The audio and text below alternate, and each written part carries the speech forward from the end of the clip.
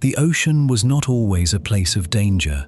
For the first 3 billion years of life on Earth, the seas existed in a kind of equilibrium that has no equivalent in the modern world.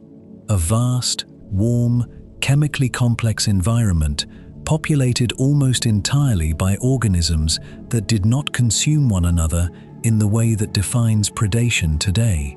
Microbial mats covered the seafloor.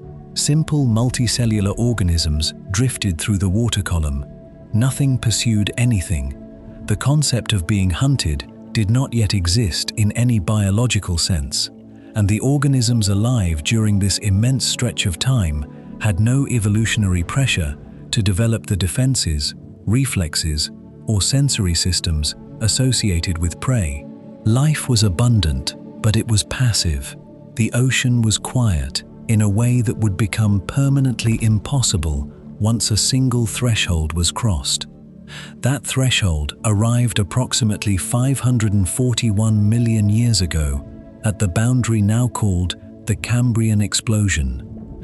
Though the transition itself was not instantaneous, what unfolded over the roughly 20 to 25 million years that followed was one of the most consequential biological reorganizations in the history of the planet.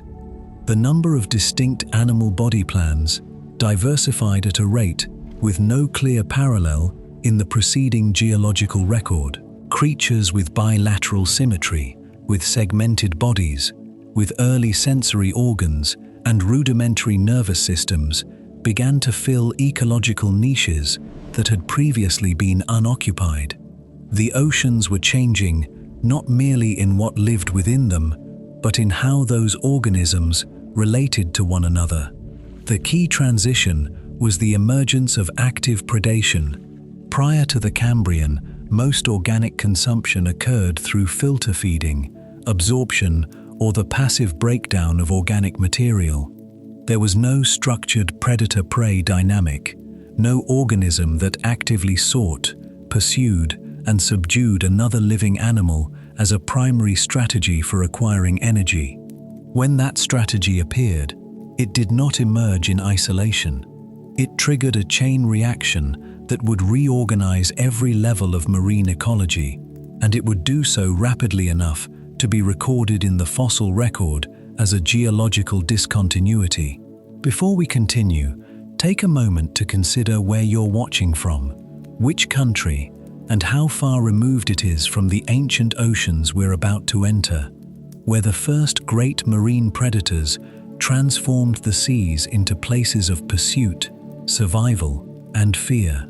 If these journeys through Earth's deep history keep drawing you in, consider subscribing to continue exploring them. It's always remarkable to see how far these stories travel. Dim the lights, settle into the quiet, and let the modern world fade as sunlight disappears beneath the waves. Vast shadows drift through the deep, and the ocean slowly becomes a place where not everything below can be seen. The earliest evidence for this shift comes from trace fossils, the preserved marks of organism behavior rather than the organisms themselves. Burrows dating to the early Cambrian show a sudden increase in depth and complexity, indicating that soft-bodied creatures were beginning to move into the substrate, away from the surface. This behavioral change is interpreted as a response to surface-level predation pressure. Something above them had begun to feed on them. The sediment, for the first time, offered refuge. Body fossils from sites including the Burgess Shale in what is now British Columbia and the Chengjiang biota in Yunnan Province, China, both preserving organisms from approximately 508 to 520 million years ago, provide direct physical evidence of early predators. Among the most well-documented is Anomalocaris, an animal that reached lengths of up to 1 meter and possessed a pair of grasping frontal appendages and a circular, plated oral structure capable of exerting significant mechanical force. The compound eyes of Anomalocaris, preserved in exceptional specimens, contained up to 16,000 individual optical lenses, a visual resolution comparable to that of modern dragonflies. This was not an organism that stumbled onto prey. It located, pursued, and captured it. The appearance of apex predators of this scale, animals capable of active pursuit, visual target selection, and physical subduing of prey, introduced a set of selection pressures that had never previously existed in marine environments. Any organism that could not evade, conceal itself from, or physically resist predation was systematically removed from the gene pool. The survivors were those that, by chance of variation, possessed some trait that reduced their probability of being consumed. Over successive generations, those traits became more prevalent. Defense, camouflage, speed, and sensory awareness began to accumulate across marine lineages, not as deliberate adaptations, but as the statistical residue of differential survival. This is the mechanism through which what might loosely be called the ocean's character changed. The environment itself did not become hostile in any physical sense. Water temperature, salinity, and chemistry fluctuated across the Cambrian, but these changes were gradual and largely independent of the predation dynamic. What changed was the biological structure of the ocean. Relationships between organisms shifted from broadly neutral to actively adversarial. The seafloor, the water column, and the interface between them became domains in which every organism's continued existence depended on its ability to avoid being eaten by another. The fossil record from Burgess Shale-type deposits preserves this transformed ecosystem in extraordinary detail. Soft tissues, digestive contents, and in some cases, the remains of prey organisms preserved within predator gut cavities allow researchers to reconstruct feeding relationships with a precision unusual in deep-time paleontology. Anomalocaris specimens have been found with partially digested trilobites. Smaller predatory worms show evidence of active burrowing pursuit. Even organisms previously assumed to be passive filter feeders have, under revised analysis, shown morphological features consistent with opportunistic predation. The Cambrian seafloor was not a landscape of tranquil diversity. It was a densely networked system of consumption in which virtually every organism above a certain size threshold was both predator and potential prey. The energetic logic of predation, once established, proved to be self-reinforcing. Predators that consumed animal tissue gained access to a more concentrated and rapidly available energy source than filter feeding or detrital consumption could provide. This energy advantage allowed for larger body sizes, more complex nervous systems, and more sophisticated locomotor adaptations over evolutionary time. Larger, more capable predators exerted greater selection pressure on prey populations, which in turn, the ocean drove more extreme defensive adaptations in surviving lineages. Each cycle of predator advancement was met, across geological time, with a corresponding cycle of prey response. The ocean that existed after this threshold was a fundamentally different environment from the one that preceded it. Not different in its chemistry or its physical boundaries, but different in its operational logic. An organism entering the water column in the early Cambrian, 530 million years ago, entered a world where its survival depended on factors it could not control and pressures it could not anticipate. The oldest behavioral signatures of what might be called fear, the reflexive withdrawal from contact, the rapid change in direction away from a stimulus, the preference for concealment, appear in the fossil record precisely at this boundary. They are not coincidental. They are the biological record of a new reality taking hold. The ocean had, in the span of tens of millions of years, transformed from an environment where life accumulated passively into one governed by pursuit, evasion, and the constant allocation of energy towards survival against other living things. That transformation was not completed in the Cambrian, and it did not stabilize at any single point. What began with the appearance of the first active predators was the opening of a process that would the predators of the Cambrian had established something that could not be walked back. Every lineage that survived into the Ordovician carried with it the biological imprint of those early hunting pressures: mineralized shells, enrolled postures, burrowing instincts, wide-angle eyes. These were not refinements added to an otherwise stable body plan. They were the direct anatomical record of hundreds of millions of years of being hunted. And yet, as the Ordovician period opened approximately 485 million years ago, and the oceans began to warm and diversify, it became increasingly clear that armor alone was not a sufficient answer to the problem predation had become. The Ordovician seas were dramatically more productive than those of the Cambrian. Sea levels rose substantially as continental configurations shifted, flooding vast low-lying landmasses and creating extensive shallow marine environments. Epicontinental seas, stretching across what are now North America, Europe, and Gondwana. These warm, nutrient-rich shallows supported explosive growth in marine biodiversity. Coral-like organisms called tabulate and rugose corals began constructing reef structures. Echinoderms, brachiopods, bryozoans, and cephalopods diversified rapidly. The ocean floor, in many regions, became densely packed with sessile filter feeders, anchored to carbonate substrates.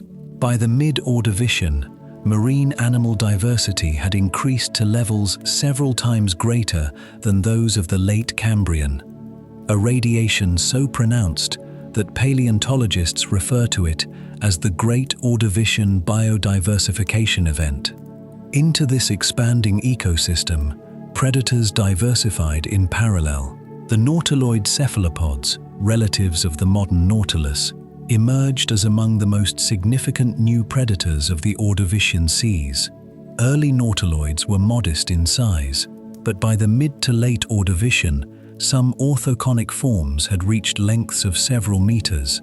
Camarasaurus, among the largest, is estimated to have attained lengths of between 6 and 9 meters, based on fragmentary shell material, making it one of the largest animals yet documented from this period. These animals moved through the water column by regulating buoyancy through gas-filled shell chambers, a system that allowed sustained positioning at depth with minimal energy expenditure. Their prey, trilobites, brachiopods, early echinoderms, had no counter to an animal of this scale. Trilobites, which had been the dominant complex animals of the Cambrian seafloor, continued to diversify through the Ordovician, but the selective pressures acting on them intensified considerably. The enrolled defense remained widespread, but its limitations became increasingly apparent as predators capable of applying greater force emerged. Some Ordovician trilobite genera developed elaborate marginal spines along the pleural lobes, projections that would have made enrollment more effective by presenting a more geometrically complex surface to a predator's grip. Others developed thicker, more convex dorsal shields with greater resistance to compressive force. A number of genera show evidence of migration toward deeper, lower energy environments, regions with lower predator density, where survival probability was statistically higher despite the reduced food availability. The mollusks, which had been relatively minor components of Cambrian ecosystems, underwent significant diversification during the Ordovician and began to demonstrate the range of defensive strategies that would characterize the group across subsequent geological periods. Gastropods developed tightly coiled shells that concealed the soft body within a geometrically efficient structure. Bivalves, hinged, two-valved mollusks, began exploiting infaunal habitats, burying themselves partially or completely within soft sediment where larger predators had difficulty accessing them. This behavioral shift toward the substrate, first evidenced in the trace fossil record of the Cambrian, became a fully developed ecological strategy by the Ordovician, with distinct morphological adaptations, flattened profiles, streamlined valves, muscular feet capable of rapid burrowing, evolving in lineages that adopted it. Camouflage, though difficult to document directly in the fossil record, is inferred from body plan geometry and sediment association in several Ordovician taxa. Some echinoderms developed surface textures and low-profile morphologies consistent with background matching against carbonate substrates. Certain trilobite genera found in association with specific sediment types show coloration-compatible mineralogy in their exoskeletal composition, though interpreting this as active camouflage rather than diagenetic artifact requires caution. What the overall ecological picture suggests is that by the mid-Ordovician, prey organisms were deploying a full spectrum of defensive strategies: physical armor, behavioral concealment, substrate exploitation, geometric complexity, and flight, simultaneously and in combination. None of these strategies was fully effective. Each reduced predation risk rather than eliminating it. A thicker shell increased survival probability against a given predator's bite force, but a larger or more mechanically capable predator could render that advantage obsolete within a few million years. A burrowing habit reduced exposure to pelagic predators but increased vulnerability to infaunal hunters. Camouflage against one visual background was ineffective against another. The evolutionary logic of the predator-prey arms race is not one of solutions. It is one of continuously shifting partial advantages, in which no prey lineage achieves permanent safety and no predator lineage achieves permanent dominance.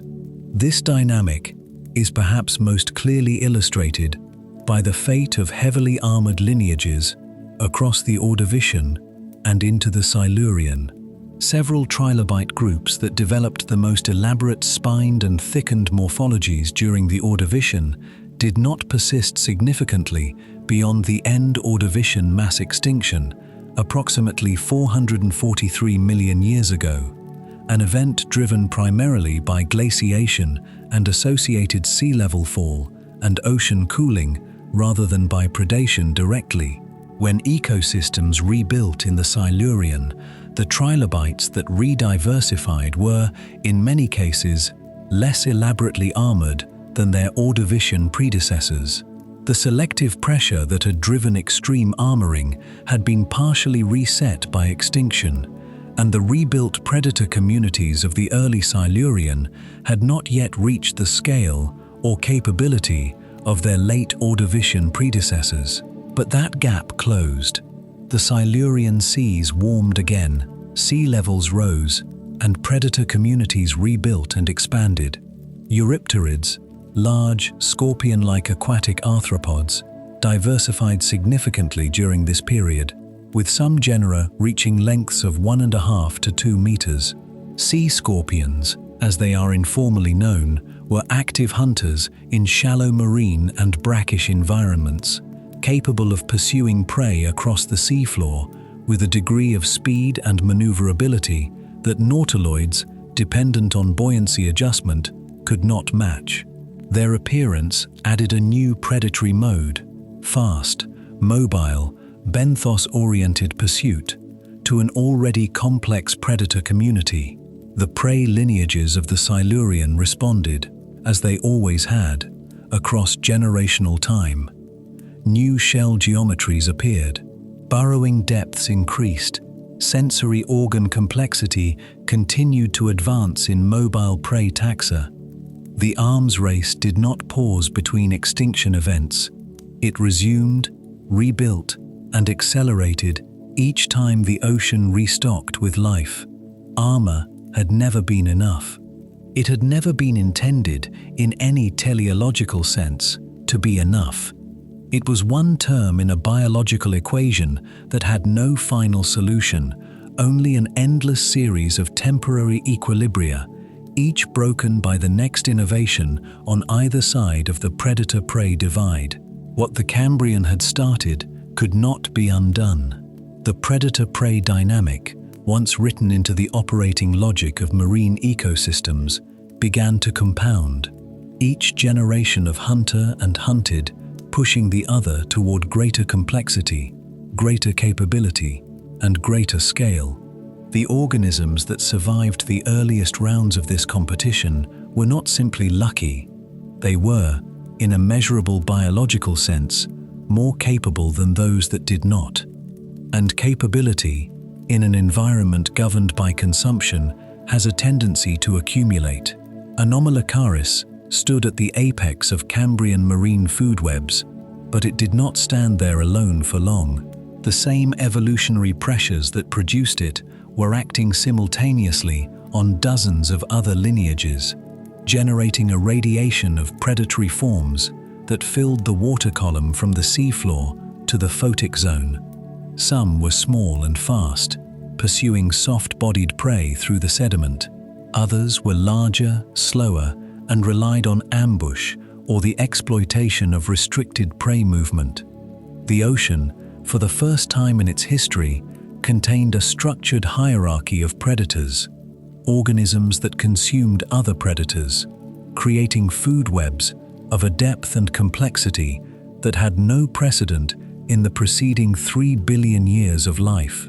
Anomalocaris itself represents a genus within the broader group Radiodonta, and current fossil evidence indicates that radiodonts persisted for at least 30 million years beyond the early Cambrian, with some lineages surviving into the Ordovician period. The largest confirmed specimens approach 1 meter in length, though some fragmentary evidence has been interpreted as indicating animals potentially reaching 2 meters. Their frontal appendages, paired, segmented, and armed with spines oriented to prevent prey escape, operated with mechanical precision. Biomechanical modeling of the oral cone, a ring of overlapping plates arranged around a central opening, suggests it was capable of crushing lightly mineralized prey, such as early trilobites, though debate continues about its effectiveness against more heavily armored forms. The compound eyes preserved in Anomalocaris specimens from the Emu Bay Shale of South Australia, dated to approximately 515 million years ago, provide a direct window into the sensory capabilities of early apex predators. With up to 16,000 lenses per eye, the visual acuity of Anomalocaris likely exceeded that of most contemporary marine animals by a significant margin. In an environment where prey detection depended on relative sensory advantage, this disparity was decisive. An organism that could be seen before it could see was, in ecological terms, already at a fatal disadvantage. The prey communities of the Cambrian seafloor responded to these pressures across geological time in ways clearly visible in the fossil record. The early Cambrian is characterized by a relatively high proportion of soft-bodied organisms, animals without mineralized shells, spines, or external armor. By the mid-Cambrian, the proportion of organisms bearing some form of hard external structure had increased substantially. This shift is not attributed to a single cause, but predation pressure is considered a primary driver. Mineralized tissues are metabolically expensive to produce, requiring the allocation of significant biological resources to calcium carbonate or calcium phosphate deposition. The fact that so many independent lineages developed them within a geologically short interval strongly suggests that the survival advantage they conferred outweighed their metabolic cost. Among the most successful of these armored lineages were the trilobites, arthropods with a segmented, mineralized dorsal exoskeleton that first appeared approximately 521 million years ago and diversified rapidly into hundreds of genera across the Cambrian. Trilobites ranged in size from under a millimeter to, in later forms, nearly 70 centimeters in length. Their compound eyes, constructed from calcite lenses, gave many species wide-angle or even near-panoramic vision, an adaptation consistent with the need to detect approaching threats from multiple directions simultaneously. Several trilobite genera possess the ability to enroll, curling the body into a ball and protecting the soft ventral surface beneath the rigid dorsal shield. This behavior, preserved in fossil specimens found in enrolled posture, represents one of the earliest recorded examples of a defensive behavioral response to predation. The relationship between Anomalocaris and trilobites is directly evidenced in the fossil record. Trilobite specimens from Cambrian deposits show semicircular bite marks on their dorsal shields, damage patterns consistent with the geometry and spacing of Anomalocaris oral plate margins. Some specimens show signs of healed damage, indicating that the animal survived at least one predation attempt. This is significant. It means that the mineralized exoskeleton was not merely a theoretical defense. It demonstrably increased survival probability in individual animals, confirming the selective logic driving its widespread adoption. Beyond Anomalocaris, the Cambrian seas contained a range of other predatory forms, whose ecological roles are increasingly well understood. Herdia victoria, another radiodont, possessed a large frontal carapace structure whose function remains debated but may have assisted in prey manipulation or detection. Lirarapax unguispinus, described from the Chengjiang biota, had brain structures preserved in sufficient detail to allow comparison with modern arthropod neuroanatomy, revealing a level of nervous system organization consistent with active, coordinated predatory behavior. The predatory worm Otoya prolifica, also from the Burgess Shale, has been found with prey items, including other Otoya individuals, preserved within its digestive tract, demonstrating that cannibalism, one of the most energetically efficient predatory strategies, was already present 508 million years ago. What the Cambrian fossil record collectively describes is not a primitive or tentative beginning of predation, but a fully operational ecological system in which hunting, evasion, armoring, concealment, and sensory competition were already mature strategies. The ocean had not merely acquired predators, it had acquired an ecosystem structured around them. Every organism's morphology, behavior, and life history was being shaped, in some proportion, by the presence of animals that would consume it if given the opportunity. The consequences of this restructuring extended beyond individual species interactions. The introduction of predation fundamentally altered the flow of energy through marine ecosystems. In microbially dominated systems, energy moves slowly, fixed by photosynthesis or chemosynthesis, incorporated into microbial biomass, and released gradually through decomposition. In a predator-prey structured system, energy moves through trophic levels rapidly and at scale.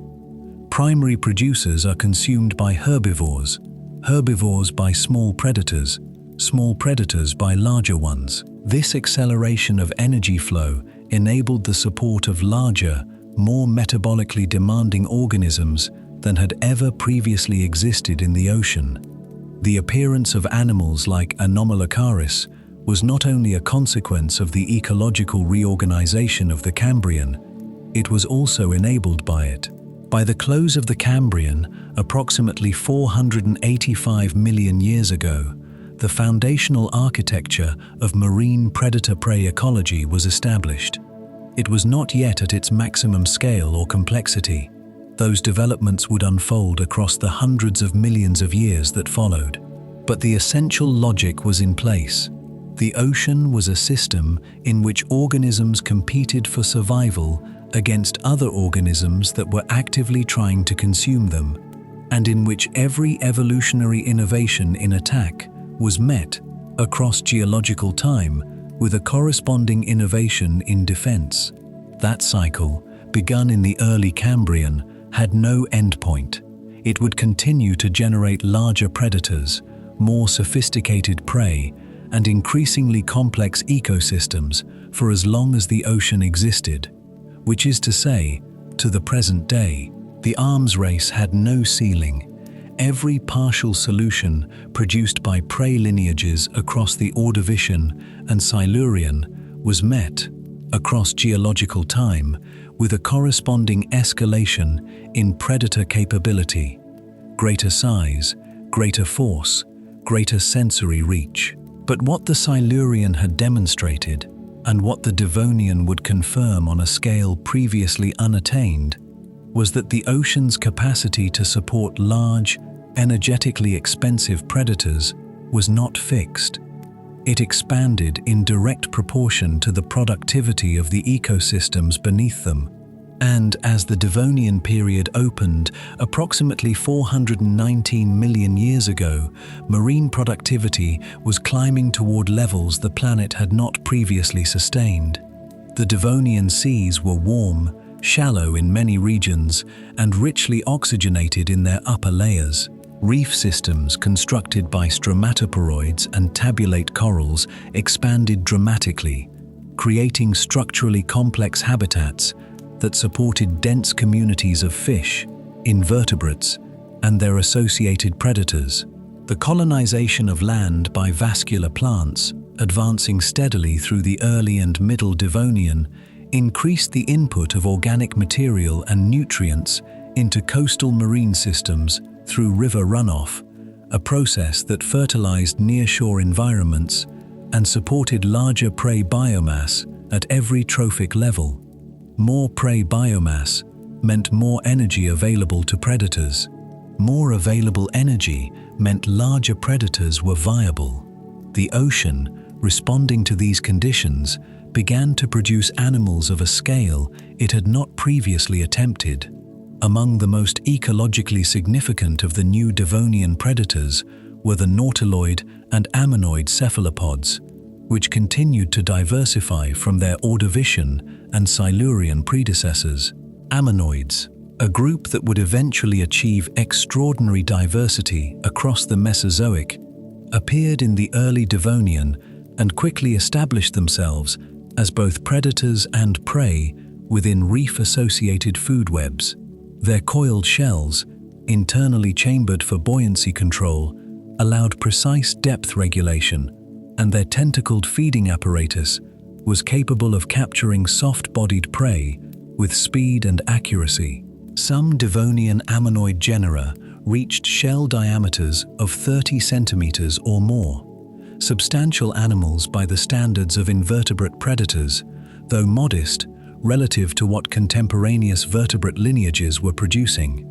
The vertebrates of the Devonian Ocean represent the period's most dramatic escalation in predator scale. Jawed fishes, the gnathostomes, had first appeared in the Silurian, but it was during the Devonian that they diversified explosively and began to dominate marine food webs at their upper tiers. Among the most significant groups were the placoderms, armored jawed fishes whose external bony plates covered the head and anterior trunk. Placoderms diversified into a wide range of ecological roles across the Devonian, including bottom feeding, filter feeding, and active pursuit predation, but it was the largest predatory forms that most profoundly altered the structure of marine ecosystems. Dunkleosteus tyrrelli, known from fossil material recovered primarily from the Cleveland Shale of Ohio, deposits representing a late Devonian seafloor approximately 358 to 382 million years old, is among the most frequently cited examples of Devonian marine gigantism. Estimates of total body length based on skeletal proportions and comparison with more completely preserved relatives range from 4.5 to 6 meters, with some estimates reaching higher. More significant than its length was the mechanical capability of its jaws. Biomechanical modeling based on cranial geometry indicates that Dunkleosteus generated bite forces in the range of 4,400 to 6,600 newtons at the tip of the jaw, with pressures at the blade margins potentially exceeding 80,000 pounds per square inch, sufficient to penetrate the mineralized armor of contemporaneous prey species and the shells of large cephalopods. The jaws operated through a dual-action mechanism in which both the upper and lower jaw elements moved relative to the cranium, enabling extremely rapid gape opening and a suction-assisted prey capture system. Dunkleosteus was not the only large predator in Devonian seas, nor was it necessarily the largest. Titanichthys, another large placoderm from the same deposits, reached comparable or greater estimated lengths, though its jaw morphology suggests filter feeding rather than active predation on large prey. Gorgonichthys, a closely related arthrodire, is represented by specimens indicating animals of similar scale. The late Devonian predator community in shallow epicontinental seas appears to have included multiple large-bodied apex predators occupying partially overlapping ecological roles, a predator guild of a complexity and scale without precedent in earlier geological periods. Alongside the placoderms, the eurypterids continued to occupy significant predatory roles in nearshore and estuarine environments.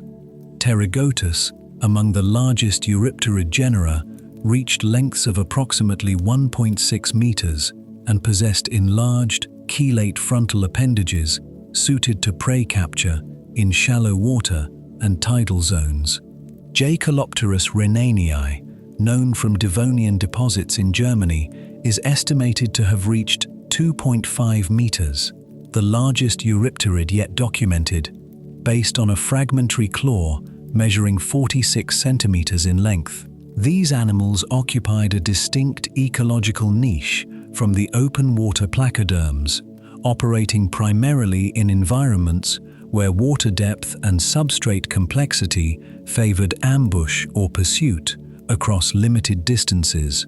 The coexistence of multiple large predatory lineages, placoderms in open and reef-associated waters, eurypterids in shallow and brackish environments, large cephalopods throughout the water column, produced a Devonian marine ecosystem of extraordinary predatory density. Prey lineages responded across this entire pressure landscape simultaneously. Agnathan fishes, lacking jaws and relying on suction feeding or parasitism, were progressively marginalized from open water environments as jawed predators expanded. Smaller placoderms developed deeper body profiles and more heavily ossified trunk shields. Trilobites, continuing their long decline from Ordovician diversity peaks, became increasingly restricted to deeper, less productive environments where large predator density was lower. The Devonian Ocean had become something qualitatively different from the seas of even 50 million years earlier. It was not merely more dangerous in degree, it was more dangerous in kind. The predators it contained were faster, larger, more mechanically capable, and more energetically sustained than anything that had preceded them. They occupied a food web of sufficient depth and complexity that disruption at any single level propagated consequences across multiple others. The removal of a large placoderm from a reef community altered prey population structure, which altered grazing pressure on reef-building organisms, which altered habitat availability for the smaller fish and invertebrates that depended on reef complexity for concealment and reproduction. The ocean had become a system in which predation was not a peripheral force acting on the margins of ecological structure. It was the organizing principle of that structure. Every adaptation, every behavior, every morphological constraint visible in Devonian marine fossils reflects, in some proportion, the reality that the ocean rewarded the capacity to consume and punished the failure to avoid being consumed. The giants that filled these seas were not anomalies. They were the logical product of an evolutionary process that had been running without interruption for more than 80 million years, and that showed no sign of approaching any kind of limit. The giants of the Devonian open ocean did not reign over every environment the sea touched.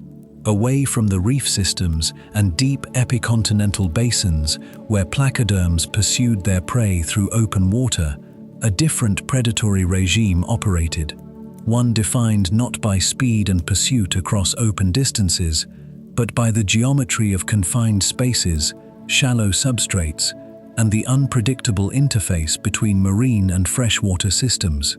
In these environments, the Eurypterids had been refining their dominance for tens of millions of years, and by the Silurian and early Devonian, they had produced animals whose scale and ecological reach made them among the most formidable shallow water predators in Earth's history. Eurypterids as a group first appeared in the Ordovician approximately 467 million years ago and persisted until the end Permian extinction approximately 200 million years ago, a duration of over 200 million years that places them among the longer-lived arthropod lineages in the marine fossil record. Their body plan was fundamentally scorpion-like, a segmented trunk, a narrow post-abdomen terminating in a tail spine or paddle structure, 6 pairs of appendages, of which the hindmost pair was typically modified into broad swimming paddles, and a pair of frontal chelicerae used in prey capture and manipulation. This architecture proved remarkably versatile. Across more than 250 described species, Eurypterids occupied ecological roles ranging from small, soft substrate scavengers to active pursuit predators of substantial size. The environments they dominated were, in many respects, the most ecologically dynamic of the Silurian and Devonian world. Coastal lagoons, tidal flats, river deltas, brackish estuaries, and the shallow margins of epicontinental seas all show Eurypterid fossil assemblages in the geological record. These environments were characterized by fluctuating salinity, periodic low oxygen conditions, high nutrient input from terrestrial and riverine sources, and dense populations of the soft-bodied and lightly armored invertebrates that formed the base of Eurypterid diets. For an animal capable of tolerating variable salinity and extracting oxygen efficiently across a range of dissolved oxygen concentrations, these habitats offered rich prey resources with relatively limited competition from the large open-water predators that dominated deeper marine systems.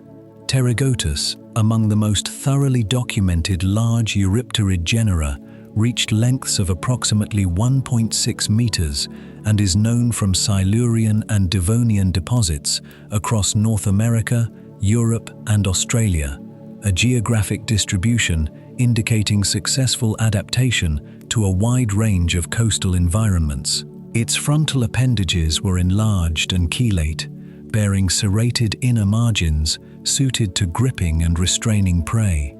Its swimming paddles would have allowed bursts of lateral locomotion across the substrate or through shallow water, consistent with an active pursuit or ambush hunting strategy, depending on prey type and local habitat geometry. Fossil assemblages containing Pterygotus frequently also contain fish remains and large invertebrate fragments, providing direct ecological context for its predatory role. Jaekelopterus rhenanii, known from early Devonian deposits in the Wilverath Lagerstätte of Germany, represents the upper size limit of the Eurypterid body plan as currently documented. The single large claw fragment used to estimate its body length, 46 centimeters, scales to a total animal length of approximately 2.5 meters, placing it among the largest arthropods ever recorded in the fossil record. Animals of this size, operating in shallow coastal environments, would have been unchallenged by virtually any contemporaneous invertebrate prey. Whether Jaekelopterus actively pursued large fish, ambushed prey from concealment within substrate vegetation or sediment, or exploited the carcasses of animals killed by other predators or by environmental stress events, remains uncertain, but its mechanical capacity for prey, subdual at substantial scale, is not in question. The ecological significance of large eurypterids extended beyond their direct predatory impact on prey populations. Their presence in coastal and estuarine environments created predation pressure gradients that structured the distribution of other organisms across habitat types. Prey species capable of tolerating lower oxygen, higher salinity, or more physically disturbed microenvironments could reduce their predation risk by occupying zones that eurypterids avoided or accessed less frequently. This pressure contributed to the ecological diversification of fish lineages during the Silurian and Devonian, as early agnathans and jawed fishes experimented with habitat partitioning across salinity and depth gradients, a dynamic that would ultimately contribute to the invasion of freshwater systems by vertebrates during this period. The shoreline itself, the precise boundary between marine, brackish, and freshwater environments, was during this period one of the most predatorily complex zones on Earth. Organisms moving through tidal zones, river mouths, or coastal marsh systems encountered different predator communities at different stages of their movement, with no single defensive adaptation providing consistent protection across all of them. A trilobite well-armored against eurypterid chelicerae in brackish water might find that armor less effective against the jaw mechanics of a contemporaneous placoderm encountered in a slightly deeper, fully marine adjacent habitat. The coastal zone was not a refuge from predation. It was a region where multiple predator communities overlapped, creating an environment of exceptional and spatially variable danger. Competition between eurypterids and the expanding fish lineages of the Devonian is considered a significant factor in the eventual decline of eurypterid diversity through the later Devonian and Carboniferous. As jawed fish diversified into shallow coastal and even freshwater environments, a transition made possible by the mechanical advantages of jaws over the chelicerate feeding apparatus in high pursuit, open water contexts, eurypterids were progressively displaced from the ecological roles they had occupied most successfully. The fossil record shows a clear reduction in eurypterid generic diversity beginning in the late Devonian, coinciding broadly with the expansion of freshwater and coastal fish faunas. By the Carboniferous, eurypterids persisted primarily in restricted, low-competition environments, a pattern consistent with competitive exclusion rather than direct predatory elimination. What the age of sea scorpions demonstrated across its 200 million year duration was that the predatory reorganization of Earth's oceans was not a single-front process. While open water was being claimed by increasingly large and capable vertebrate predators, the margins, the coasts, the estuaries, the tidal flats, the river mouths, were being governed by a separate lineage operating on a separate evolutionary trajectory. The ocean and its edges were dangerous in different ways, at different scales, and through different mechanisms. Life caught between these zones had no safe passage. The water, in every direction and at every depth accessible to the organisms of the Silurian and Devonian, was occupied by something capable of consuming whatever entered it unprepared. The displacement of eurypterids from coastal environments was not a gradual fading, it was a replacement, driven by the emergence of a predatory architecture so mechanically superior to what had come before that it restructured marine food webs from their upper tiers downward. That architecture was the jaw, not the chelicerated gripping appendage of the Eurypterid, not the plated oral cone of Anomalocaris, but a true hinged jaw derived from modified gill arch elements, a structure capable of generating bite force, directional precision, and gape speed that no previous predatory apparatus had approached. When jawed vertebrates diversified into the full range of marine environments during the Devonian, the ecological consequences were immediate and permanent. The evolutionary origin of the vertebrate jaw is traceable through a sequence of fossil forms spanning the late Silurian and early Devonian. The transition from jawless filter feeders and suction predators, the Agnathans, represented today by lampreys and hagfish, to jawed gnathostomes, involved the progressive modification of the anterior gill arch into a hinged, muscled biting apparatus. This transition is documented in the fossil record through intermediate forms, including the thelodonts and early acanthodians, whose skeletal morphology preserves successive stages in the repositioning and specialization of gill arch elements.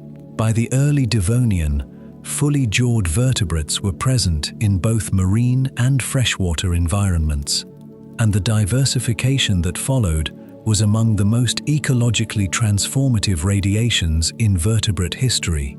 Placoderms, the armored-jawed fishes, dominated this early radiation, and their diversity across the Devonian encompassed a remarkable range of body sizes, jaw geometries, and ecological specializations. Bothriolepis, a small anti-arch placoderm reaching lengths of 30 to 90 centimeters, was among the most abundant vertebrates of the Middle and Late Devonian, with fossil material recovered from deposits on every major continental landmass. Its flattened body and forward-positioned eyes suggest a benthic lifestyle, exploiting organic material and small invertebrates from soft substrates. At the opposite end of the size spectrum, the Arthrodire placoderms, including Dunkleosteus and its relatives, occupied the apex predator role in open marine environments, with a jaw system of extraordinary mechanical sophistication. The Arthrodire jaw mechanism deserves specific attention because it represents a genuine biomechanical innovation with no direct precedent in earlier predator lineages. Unlike the jaws of most modern vertebrates, in which only the lower jaw moves relative to a fixed cranium, the Arthrodire skull was divided into two functional units, an anterior facial plate and a posterior cranial unit, connected by a hinge joint that allowed both elements to move simultaneously during jaw opening. When the jaw opened, the cranial unit rotated upward while the lower jaw dropped, producing a gape expansion rate significantly faster than a single-element jaw could achieve. This mechanism, combined with the hydrodynamic suction generated by rapid volume increase in the oral cavity, allowed arthrodires to draw prey into the mouth at speeds that gave prey organisms little reaction time. Biomechanical analysis of Dunkleosteus cranial material, published in peer-reviewed literature across the 2000s and 2010s, has produced estimates of jaw closing speed in the range of 50 to 80 milliseconds for full gape, placing it among the fastest jaw mechanisms documented in any vertebrate, living or extinct. The self-sharpening blade margins of the bony jaw plates, which wore against each other during use to maintain acute cutting edges, eliminated the need for replacement dentition and ensured consistent mechanical performance throughout the animal's life. Against prey animals armored with mineralized shells or bony plates, this system was devastatingly effective. Against soft-bodied or lightly armored prey, it was overwhelming. The appearance of predators with these capabilities in Devonian marine ecosystems did not simply add a new apex predator to an existing food web. It restructured the entire system. Prey lineages that had developed defensive adaptations calibrated to the mechanical limits of eurypterid chelicerae or nautiloid tentacle arrays, were suddenly operating under selection pressure from an entirely different class of predatory apparatus. Shell thicknesses adequate to resist arthropod grasping were insufficient against vertebrate bite forces measured in thousands of newtons. Behavioral strategies developed to evade slow-moving cephalopods were ineffective against fish capable of sustained pursuit at speeds of several body lengths per second. The evolutionary clock, in a sense, was partially reset. Existing defenses were devalued, and new selection pressures demanded new responses. The fish lineages that diversified alongside the placoderms during the Devonian further complicated the predatory landscape. Early chondrichthyans, the cartilaginous fish ancestral to modern sharks and rays, appeared during the Devonian and began establishing themselves in open marine environments. Early actinopterygians, the ray-finned fishes that would eventually become the dominant vertebrate group in aquatic environments, were also present, though initially in more modest ecological roles. The Devonian Ocean, by its middle and later stages, contained a vertically and horizontally stratified predator community in which different fish lineages occupied different depth zones, habitat types, and prey size categories. A complexity of predator guild structure unprecedented in earlier marine history. The prey communities of the Devonian responded across this entire pressure landscape. Ammonoid cephalopods, whose coiled shells had already proven effective buoyancy control systems, developed increasingly complex suture patterns, the lines where internal dividing walls met the outer shell, that significantly increased shell strength under compressive loading. This structural reinforcement, visible in the fossil record as progressively more elaborate suture geometries through the Devonian and into the Carboniferous, is interpreted as a response to predation by animals capable of applying greater crushing force than earlier predator communities. Small fish developed deeper body profiles, more flexible fin arrangements for rapid directional change, and in some lineages, their own modest armoring in the form of thick scale arrays. What the Devonian ultimately demonstrated was that the introduction of jawed vertebrates into marine ecosystems was not simply an addition to the existing predator community. It was a reorganization of that community around a new mechanical and ecological standard. The jaw was not merely a better weapon. It was a system that enabled active pursuit, size-selective predation, and the exploitation of prey categories that earlier predatory mechanisms could not reliably access. It opened ecological space for predators of greater size, greater speed, and greater dietary flexibility than any that had preceded them. The ocean, already dangerous, had acquired a new and more capable class of killer, one whose descendants would never relinquish the dominance established during these critical millions of years of the Devonian. The jaw had rewritten the rules of marine predation, and by the close of the Devonian, the ocean reflected that rewriting at every level of its food web structure. But the Devonian did not end quietly. Approximately 372 million years ago, a series of extinction pulses, collectively known as the Late Devonian Mass Extinction, and more specifically the Kellwasser and Hangenberg events, eliminated an estimated 70 to 80% of all marine species over a span of roughly 20 million years. The placoderms, which had dominated open marine environments for the entirety of the Devonian, did not survive into the Carboniferous. Neither did most of the large eurypterid lineages that had persisted into the later Devonian alongside them. The ocean that emerged from this extinction interval was ecologically depleted, structurally simplified, and populated by the survivors of a catastrophic filtering event.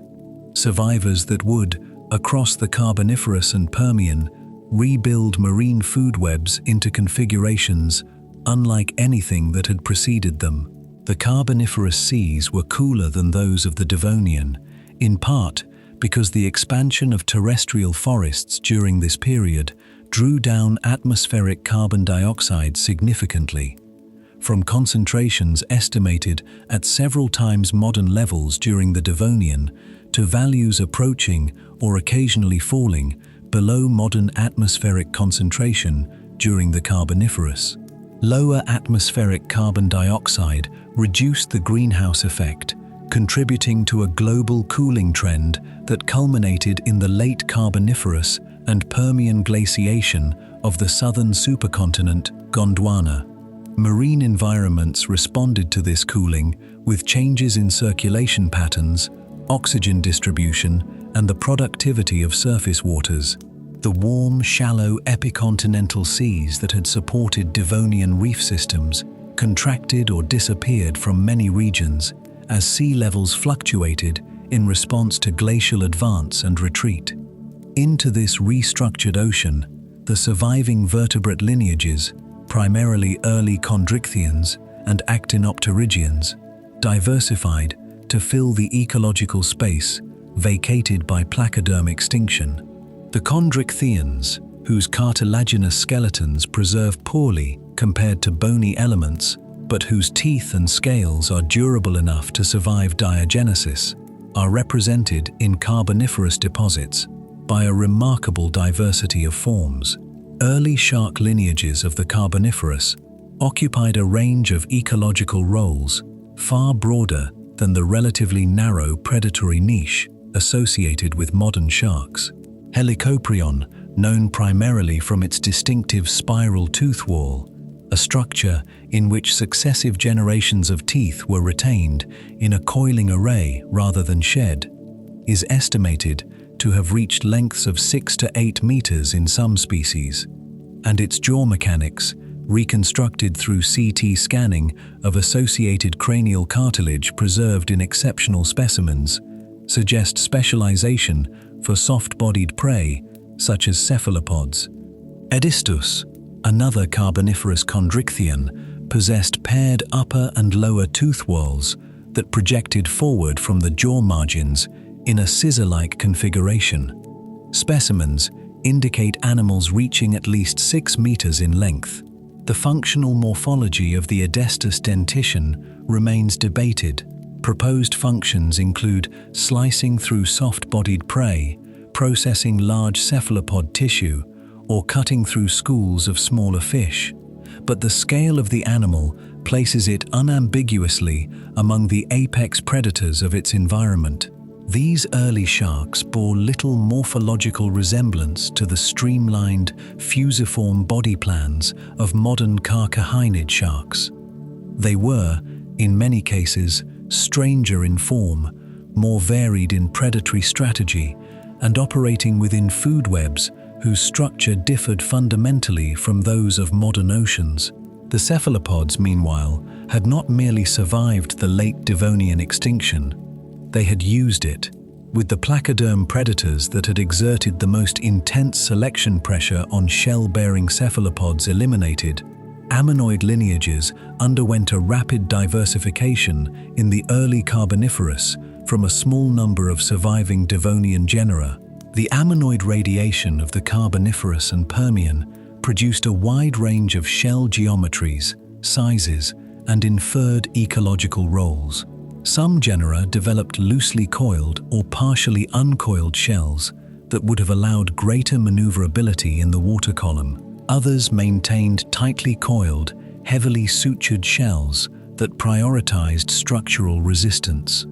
Nautiloid lineages, somewhat reduced from their Ordovician and Silurian diversity peaks, continued to occupy predatory roles in deeper water environments, where their buoyancy regulation system provided sustained positional advantage. The Permian period, opening approximately 299 million years ago, saw marine ecosystems reach a complexity and productivity broadly comparable to that of the Devonian, though organized around fundamentally different taxonomic constituents. Permian reefs were constructed primarily by calcareous sponges and bryozoans, rather than the stromatoporoids and tabulate corals of the Devonian. The fish faunas of Permian seas were dominated by increasingly derived actinopterygians and a diverse array of chondrichthyans whose tooth morphologies indicate adaptation to a wide range of prey types. Crushing dentition for hard-shelled invertebrates, blade-like cutting teeth for fish and cephalopods, and pavement-like malariform teeth for gyrophagous consumption of armored prey. Among the most ecologically significant Permian marine predators were the large xenacanthiform and hybodont sharks, which extended into both marine and freshwater environments and exerted predation pressure across a broader geographic and ecological range than any previous chondrichthyan lineage. Orthocanthus, a xenacanthiform reaching lengths of 3 meters, is documented from both coastal marine and freshwater swamp deposits, an ecological flexibility that allowed it to exploit prey in environments unavailable to strictly marine predators. Its tricuspid teeth, with a large central cusp flanked by 2 lateral cusps, are morphologically consistent with predation on fish and soft-bodied invertebrates. The food webs of the Permian Ocean represented the culmination of nearly 300 million years of continuous predator-prey coevolution since the Cambrian. They were multi-layered, taxonomically diverse, and organized around predatory interactions of considerable sophistication. And yet they existed in a form that, in retrospect, was temporary. Not because the evolutionary process that generated them had reached any kind of limit, but because the planet itself was approaching a threshold of physical disruption that no biological system of any complexity could fully absorb. The ocean before the end Permian was among the most ecologically intricate marine environments in Earth's history.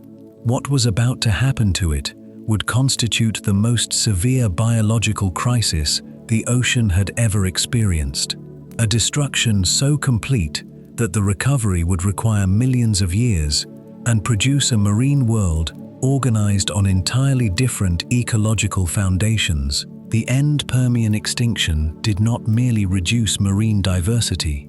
It restructured the ocean at a level so fundamental that the world emerging from it bore little biological resemblance to what had come before.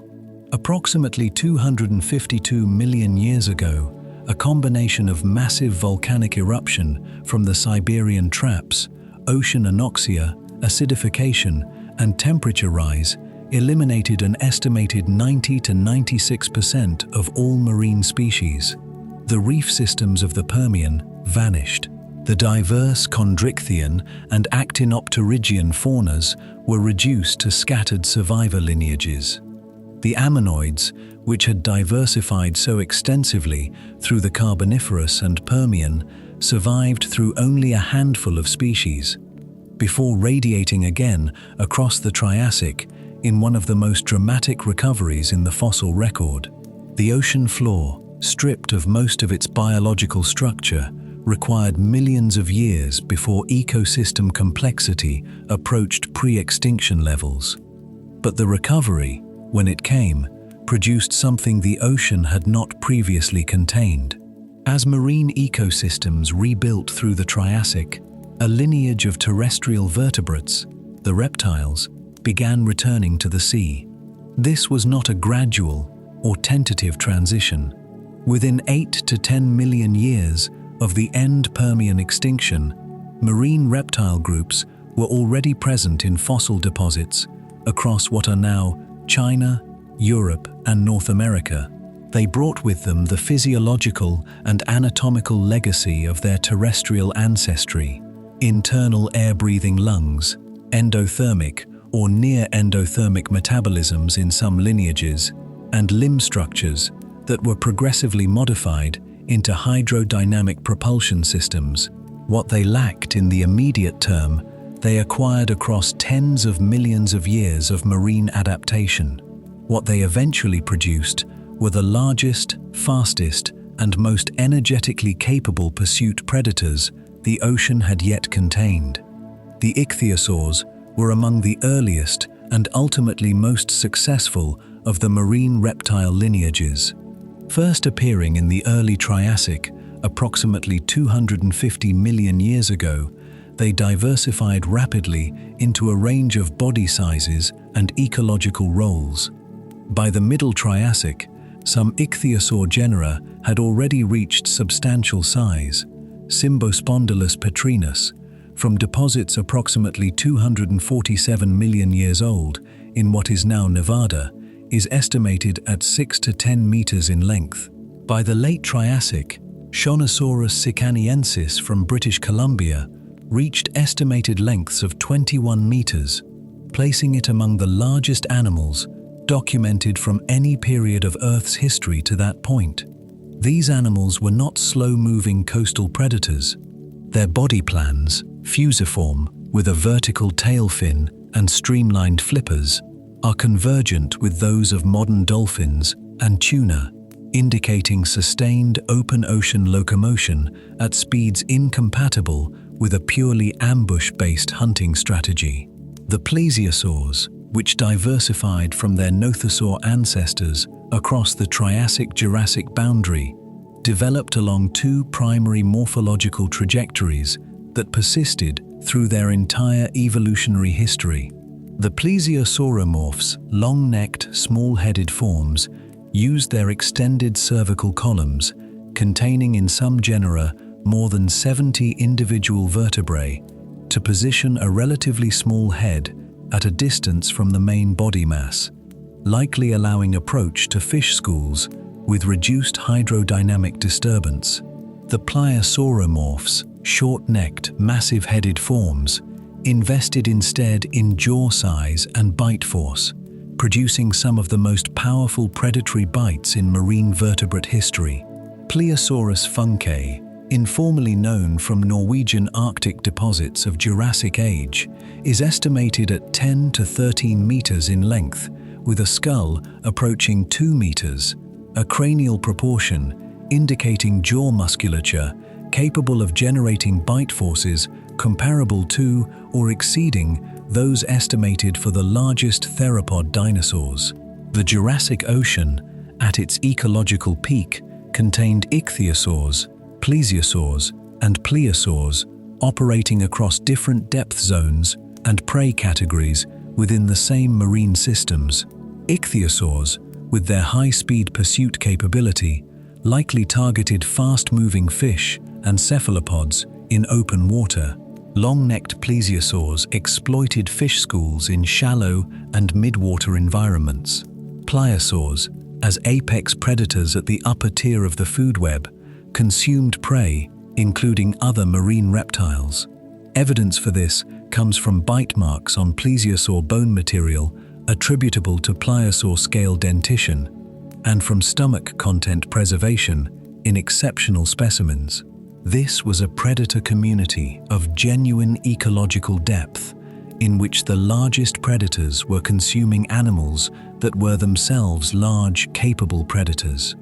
The ammonoids, recovering from their near elimination at the end Permian, achieved extraordinary diversity across the Jurassic and Cretaceous and constituted a critical prey resource for marine reptile communities. Some Jurassic ammonoid genera reached shell diameters exceeding 2 meters. Parapuzotia sepenrodensis from the Cretaceous is the largest confirmed ammonoid, with a reconstructed shell diameter of approximately 1.8 meters and an estimated living diameter approaching 2.5 meters, including soft tissue. These were not small prey items.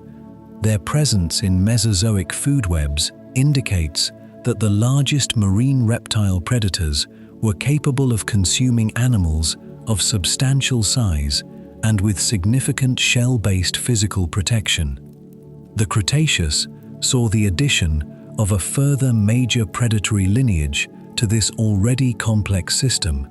The mosasaurs, large, lizard-related marine reptiles derived from terrestrial ancestors, appeared in the early Cretaceous and diversified rapidly through the late Cretaceous into a range of body sizes and feeding specializations.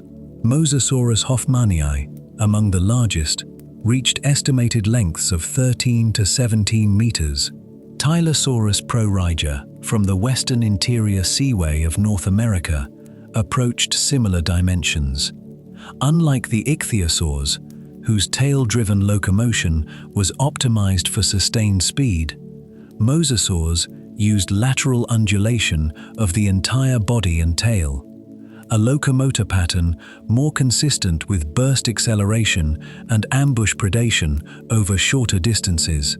Mosasaur tooth morphologies varied significantly across genera, from the conical, fish-gripping teeth of Platecarpus to the globular, crushing dentition of Globidens, indicating dietary specialization across prey types, including fish, cephalopods, and hard-shelled invertebrates. By the late Cretaceous, the ocean contained a vertically stratified predator community of unprecedented scale and diversity. Large sharks, including Cretoxyrhina mantelli, reaching estimated lengths of 6 to 7 meters, coexisted with mosasaurs, plesiosaurs, and large predatory fish in the same marine systems, creating competitive predator guilds whose internal dynamics remain a subject of active research. Bite marks attributable to Cretoxyrhina have been documented on mosasaur vertebrae, indicating direct predatory or scavenging interaction between these lineages. The ocean of the late Cretaceous was not a stable equilibrium. It was a system under continuous competitive pressure at every trophic level, producing evolutionary responses in prey and predator lineages simultaneously and without pause. Then, 66 million years ago, it ended. The Chicxulub impactor and its consequences eliminated the non-avian dinosaurs, the mosasaurs, and the plesiosaurs simultaneously, removing the largest marine reptile predators from an ocean they had dominated for over 180 million years. The sharks survived. The marine mammals, just beginning their own transition back into the sea, would inherit the ecological space the reptiles left behind. What came next would be familiar in outline, but in scale and intelligence, it would reach places the ancient Leviathans had never approached.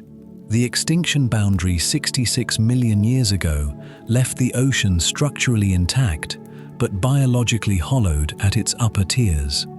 The mosasaurs were gone. The plesiosaurs were gone. The large predatory marine reptiles that had organized Mesozoic food webs around their hunting ranges and prey preferences had been removed from the system within a geologically instantaneous interval. What remained were the lineages that had persisted beneath them: the sharks, the rays, the bony fishes, the cephalopods, suddenly freed from the competitive and predatory pressure that the largest Cretaceous marine reptiles had exerted. The ecological space vacated at the apex of marine food webs was real, measurable in terms of prey biomass, now lacking large predators, and the lineages best positioned to occupy it were those that had already spent hundreds of millions of years refining the tools required to do so. Sharks had been present in marine ecosystems since the Devonian, approximately 420 million years ago, and their persistence across 5 major mass extinction events: the Late Devonian, End Permian, End Triassic, and End Cretaceous, along with the Carboniferous Permian boundary cooling, is among the most remarkable survival records in vertebrate paleontology. Their longevity is not attributable to stasis. The sharks of the Devonian bore little resemblance to those of the Cretaceous, and those of the Cretaceous were in turn distinct from the forms that would emerge and diversify through the Paleogene and Neogene.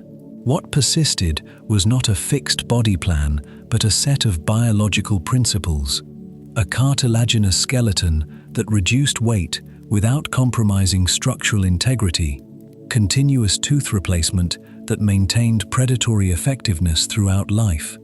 A sensory system integrating electroreception, mechanoreception, and acute olfaction, and a reproductive strategy that prioritized offspring quality over quantity. These principles proved compatible with an extraordinary range of morphological expressions and ecological roles across geological time. The early Paleogene ocean, recovering from the end Cretaceous extinction, provided conditions well suited to shark diversification. Prey fish populations, released from mosasaur predation pressure, expanded rapidly through the Paleocene and Eocene. Marine mammal lineages, the ancestors of modern whales, dolphins, and pinnipeds, were beginning their return to the sea from terrestrial ancestors, initially as small, semi-aquatic forms before progressively committing to fully aquatic lifestyles. The warming of the Eocene Ocean, which reached peak temperatures approximately 50 million years ago, with polar sea surface temperatures estimated at 10 to 12 degrees Celsius above modern values, supported high marine productivity across a wide latitudinal range. For large, endothermically capable sharks, able to maintain elevated muscle temperatures through countercurrent heat exchange, a capability documented in modern lamnid sharks, including the great white and mako. These warm, productive seas offered abundant prey across extensive geographic ranges. Otodus obliquus, present from the Paleocene through the Eocene, represents an early stage in the evolutionary lineage that would eventually produce the largest predatory shark in the fossil record, reaching estimated lengths of 9 to 12 meters based on tooth dimensions and comparison with modern lamnid proportions. Otodus obliquus occupied an apex predatory role in Paleogene marine food webs and likely fed on large bony fish and early marine mammals. Its teeth, broad, triangular, with coarsely serrated margins, are found in marine deposits across the Atlantic, Tethys, and Indo-Pacific regions, indicating a geographic range consistent with sustained open ocean hunting over large distances.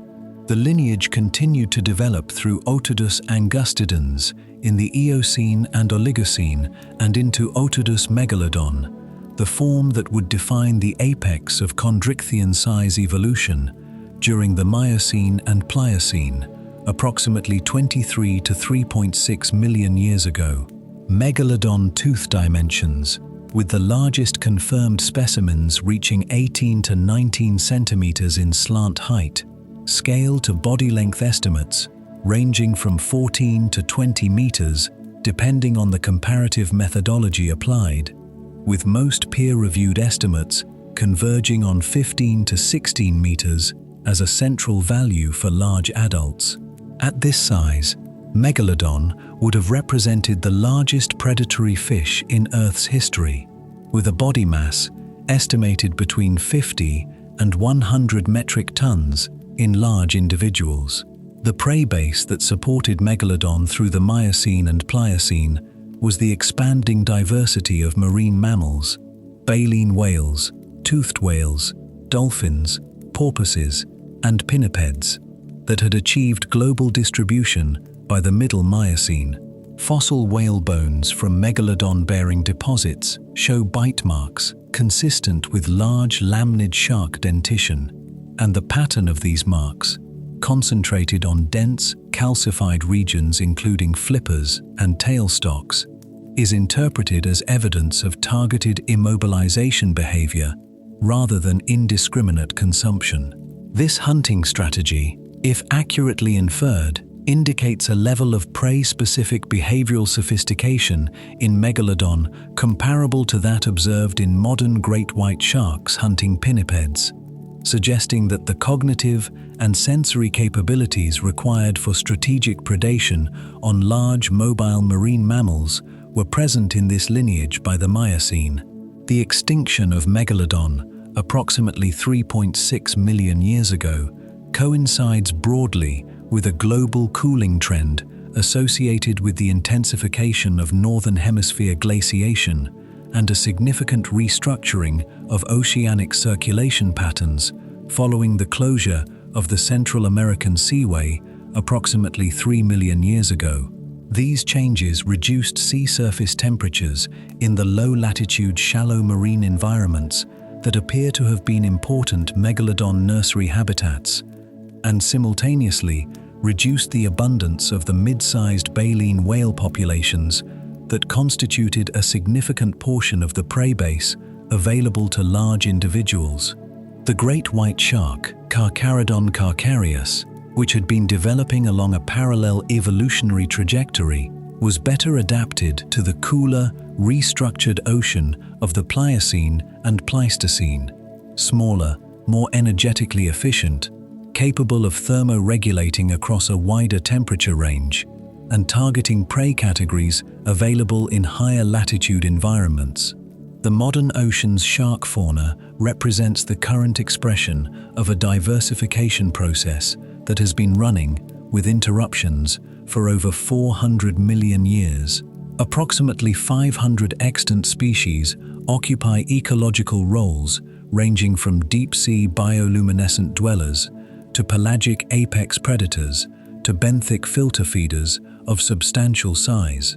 The whale shark, reaching lengths of 18 meters, is the largest fish alive, though it feeds on zooplankton and small fish rather than large prey. The great white, reaching 6 meters in confirmed large individuals, remains the largest actively predatory shark in modern oceans. Between these extremes, sharks occupy virtually every marine habitat on Earth, from polar seas to tropical reefs, from the intertidal zone to depths exceeding 3,000 meters. What the 400 million year history of shark evolution demonstrates is that the biological principles established early in Chondrichthyan evolution were not constraints, they were foundations. On those foundations, natural selection constructed an extraordinary range of predatory forms, each calibrated to the specific prey resources, environmental conditions, and competitive contexts of its time. The throne they occupy in modern marine food webs was not handed to them by the extinction of their competitors. It was earned, incrementally and across geological time, through the accumulation of adaptations that made them, in their respective ecological contexts, consistently difficult to displace. Sharks had endured where others had not, and that endurance was not accidental. But understanding what they survived requires examining what the ocean itself is capable of, not as a stable backdrop against which evolution plays out, but as an active geological and chemical system whose periodic failures have been as consequential as any predator in the history of life. The extinctions that punctuated the marine fossil record were not merely biological events. They were oceanographic ones, driven by changes in water chemistry, temperature, and circulation that rendered vast regions of the sea uninhabitable, not for thousands of years, but for hundreds of thousands or millions of years at a time. To survive as a marine lineage across deep time was not simply to outcompete rivals.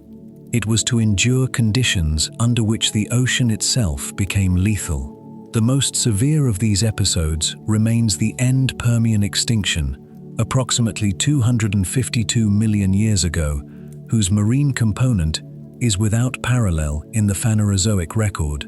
The proximate driver was the eruption of the Siberian Traps, a large igneous province whose volcanic output over approximately 1 million years released an estimated 30,000 to 100,000 gigatons of carbon dioxide and associated sulfur compounds into the atmosphere. The consequences for marine systems were multiple and interacting. Atmospheric carbon dioxide concentrations rose rapidly, driving ocean acidification through the dissolution of carbon dioxide into seawater and the formation of carbonic acid. Surface ocean pH is estimated to have declined by 0.7 units or more during the peak of the extinction interval, a change that fundamentally compromised the ability of calcifying organisms to construct and maintain mineralized shells, skeletons, and reef structures. Simultaneously, ocean temperatures rose. Deep water circulation, which depends on the sinking of cold, dense, oxygenated surface water at high latitudes, slowed as polar temperature gradients diminished.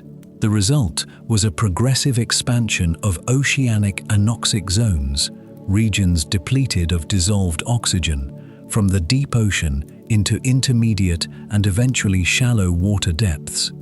Anoxic conditions are chemically reducing environments in which hydrogen sulfide, produced by anaerobic bacterial metabolism of organic matter, accumulates in the water column.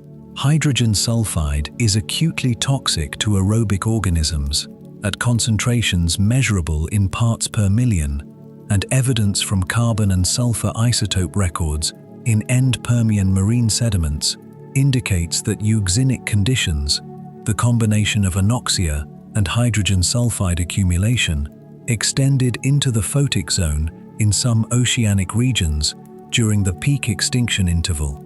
Organisms living in shallow, well-lit waters that had been oxygenated throughout Earth's prior marine history were being poisoned by the chemistry of their own environment. The biological consequences were proportional to the physical disruption. Reef ecosystems, which had been among the most structurally complex and species-rich environments in the Permian Ocean, collapsed entirely.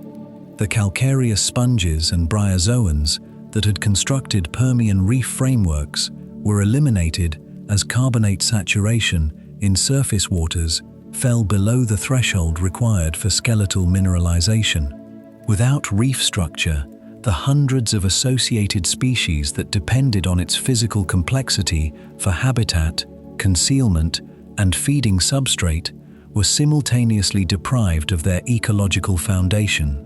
Food webs built over millions of years of ecological assembly were dismantled within timescales too short to permit evolutionary or behavioral adaptation.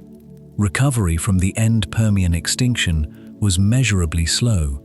Carbonate reef ecosystems did not return in any ecologically significant form until approximately 8 to 10 million years into the Triassic, a gap known as the post-extinction reef gap, reflecting the time required for ocean chemistry to stabilize, calcifying lineages to re-diversify, and ecological assembly processes to reconstruct the structural complexity that reef systems require.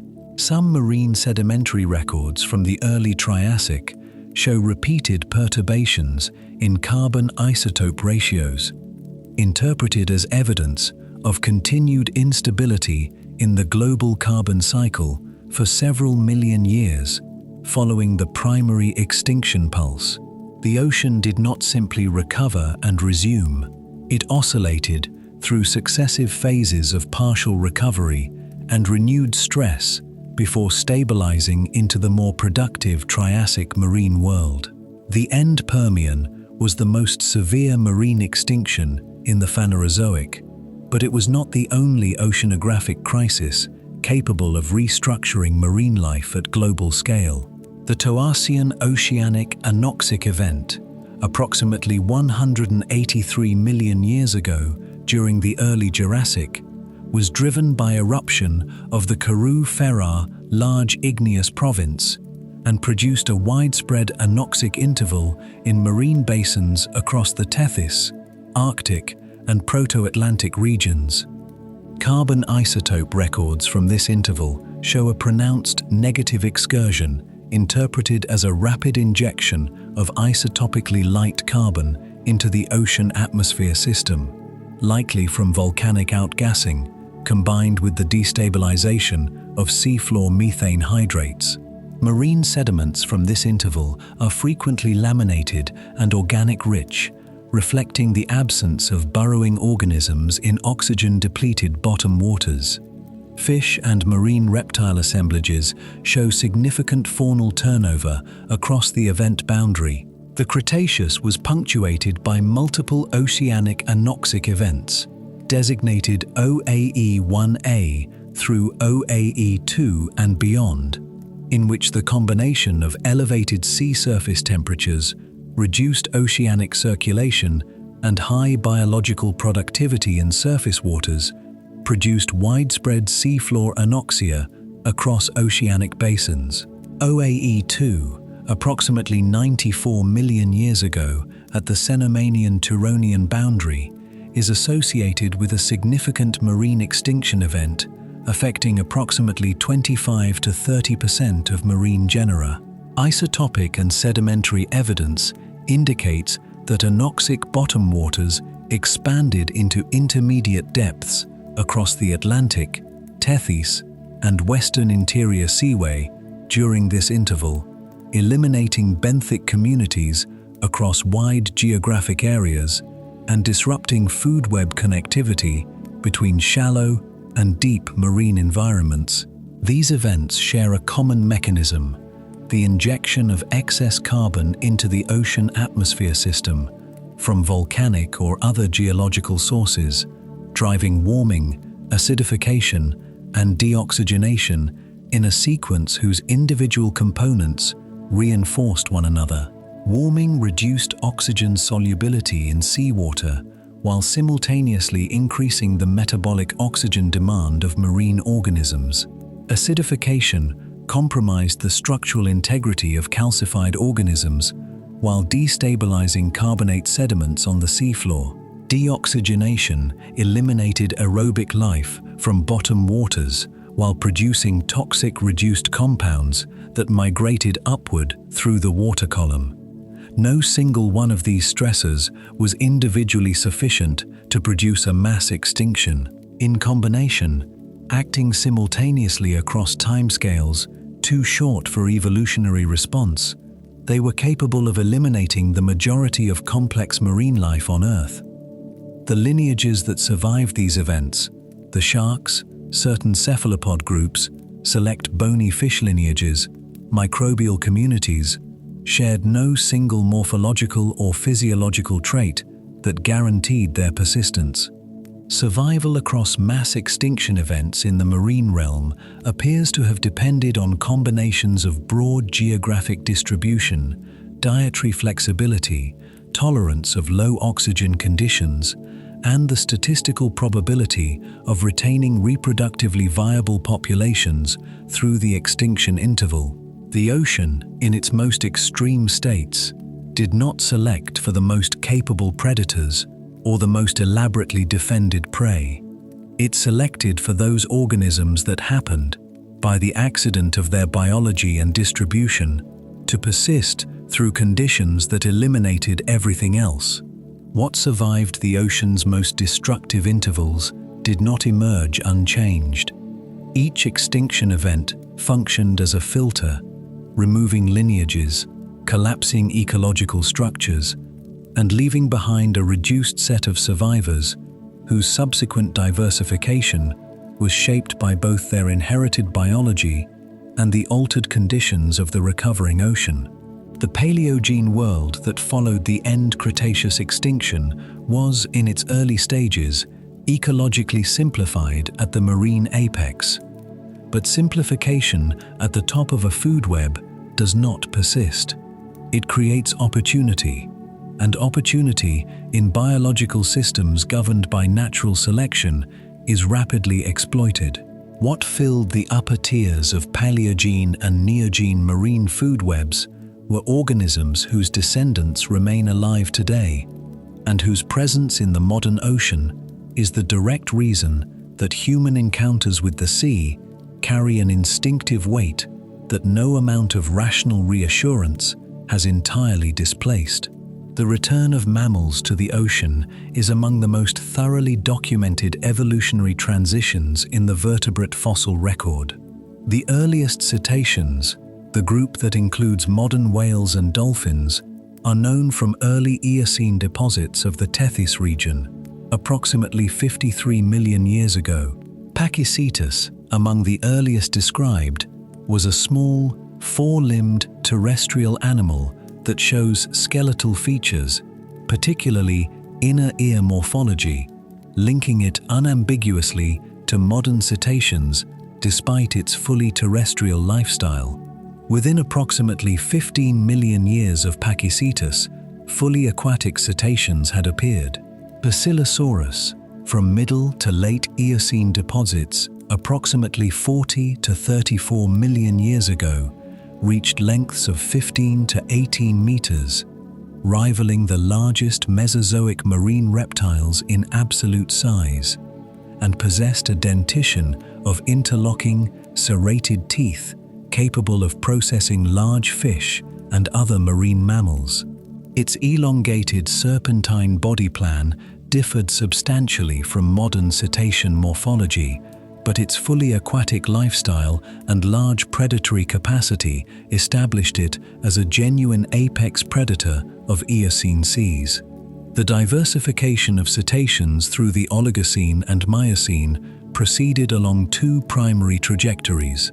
The mysticetes, baleen whales, developed filter-feeding systems based on keratinous baleen plates that allowed the efficient extraction of zooplankton and small fish from large volumes of water, enabling body sizes that the energetic constraints of active predation could not support. The odontocetes, toothed whales and dolphins, retained and elaborated active predatory strategies, developing echolocation systems of extraordinary precision that allowed prey detection and pursuit in conditions of low visibility, including darkness and deep water. The evolution of echolocation, traceable through skull morphology in the fossil record to approximately 34 to 28 million years ago, fundamentally expanded the ecological range accessible to toothed cetaceans by decoupling their hunting capability from dependence on light. By the Miocene, the ocean contained a cetacean fauna of substantial diversity operating alongside the expanding shark lineages that would produce megalodon. The interaction between these groups was not one-directional. Fossil evidence from Miocene deposits preserves whale bones bearing shark bite marks, and cetacean tooth marks on other cetaceans indicate intragroup predation or interspecific competition. Leviathan melvillei, a large physeteroid whale from Miocene deposits of Peru dated to approximately 12 to 13 million years ago, is estimated at 13 to 17 meters in length, with functional teeth in both upper and lower jaws reaching 36 centimeters, the largest functional teeth of any animal yet documented. Its skull morphology, including a large spermaceti organ consistent with acoustic communication or echolocation, indicates a level of sensory and cognitive complexity far exceeding anything present in Mesozoic marine predators. Leviathan and megalodon were contemporaneous in some oceanic regions, producing a Miocene predator guild at the marine apex, whose scale and complexity had no precedent. The deep sea, meanwhile, was developing its own predatory communities along entirely different principles. As the ocean deepened following the breakup of Pangaea and the widening of ocean basins through the Mesozoic and Cenozoic, the abyssal and bathypelagic zones expanded in volume and became increasingly isolated from surface ecosystem dynamics. In environments where sunlight does not penetrate and pressure increases by 1 atmosphere for every 10 meters of depth, the energetic constraints on predation differ fundamentally from those of shallow marine systems. Prey is sparse, and encounters are infrequent. The adaptive responses to these conditions, bioluminescence for prey attraction and communication, extreme jaw gape relative to body size for opportunistic consumption of rare large prey, highly sensitive lateral line and chemoreceptive systems for prey detection at distance, produced body plans of unusual geometry and capability that have no analogues in the shallow water fossil record. The giant squid, Architeuthis dux, represents one of the most extensively documented deep-sea predators and one of the most ecologically significant, reaching confirmed mantle lengths of approximately 2 meters and total lengths including tentacles of up to 13 meters. Architeuthis occupies the mesopelagic and bathypelagic zones across all major ocean basins. Its eyes, at up to 27 centimeters in diameter, the largest of any living animal, are interpreted as adaptations for detecting the bioluminescent signatures of approaching predators, specifically sperm whales, in the deep ocean's permanent darkness. The relationship between sperm whales and giant squid is among the best documented predator-prey interactions in the deep ocean, evidenced by squid beaks recovered from sperm whale stomachs and circular sucker scars from squid tentacles documented on sperm whale skin. These scars indicate active resistance during predation attempts, confirming that deep-sea predator-prey interactions involve genuine mechanical conflict rather than passive consumption. Orcas, killer whales, Orcinus orca, represent the most recent emergence of a truly generalist marine apex predator, appearing in the fossil record approximately 1 to 2 million years ago and diversifying into distinct ecotypes with specialized prey preferences and hunting strategies. Orcas brought to marine predation a level of social coordination and learned behavioral transmission, cultural inheritance, that had no precedent in the ocean's prior history. Documented orca hunting strategies include cooperative herding of fish schools, wave washing of ice flows to dislodge resting pinnipeds, and coordinated, deep-diving pursuit of large baleen whales. These behaviors are not genetically encoded in their entirety. They are learned within social groups and transmitted across generations, meaning that orca predatory capability can improve within timescales far shorter than those required for genetic adaptation. The Pliocene and Pleistocene oceans, shaped by glacial cycling and the restructuring of oceanic circulation, produced the predator communities from which the modern ocean's apex fauna is directly descended. Megalodon's extinction approximately 3.6 million years ago left the great white shark as the largest active pursuit predator in open ocean systems. Sperm whales assumed the role of deep-sea apex predators, diving to depths exceeding 2,000 meters in pursuit of large cephalopods. Orcas extended their range across all latitudes and into all major habitat types. The ocean had, across 540 million years of continuous predatory escalation, arrived at a configuration that human beings would eventually encounter, and within which the instincts accumulated across millions of years of mammalian evolutionary history would find immediate and recognizable expression. The predators that rose to dominance across the Pliocene and Pleistocene were, in one critical respect, products of the same ocean humanity would come to inhabit. Their ranges, their prey preferences, their behavioral repertoires, these were shaped by the same glacially restructured, circulation-driven ocean whose surface waters modern ships cross and whose coastlines modern populations crowd. But the ocean has a dimension that neither orca, nor great white, nor sperm whale has made comprehensible, and that no human technology has yet rendered fully knowable.